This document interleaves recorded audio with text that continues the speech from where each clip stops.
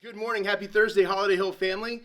Josh here in the youth room for Throwback Thursday. And today's Throwback Thursday takes us to the 1940s and a man by the name of Tsutomu Yamagachi.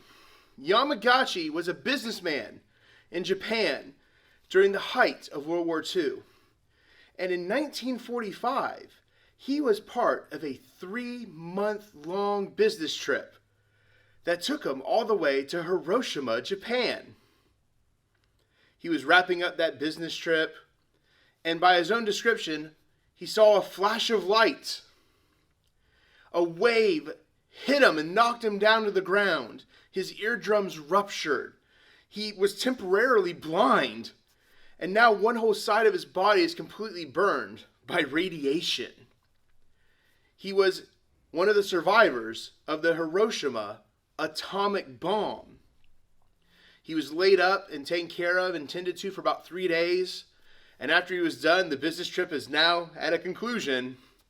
He goes home to Nagasaki, Japan, where he was in the street talking to one of his friends who couldn't believe this sensational story. A bomb of this magnitude couldn't cause that much damage. There's no way. You're exaggerating. You're making this up. It happened again. This time, Yamagachi's injuries weren't as bad. The only thing that happened was the bandages that he had on his body from the first one were literally blown off, and he was knocked to the ground. And he became a 2-time atomic bomb survivor. What do we make of this? Well, here's the first one. Just when you think you've had a bad day, sometimes we got to put things in proper perspective. The man lived through a long, fulfilled life. He actually passed away back in the early 2000s at the age of 93. He wrote a book chronicling his experiences. Also wrote a book of poetry. Became a proponent for nuclear disarmament.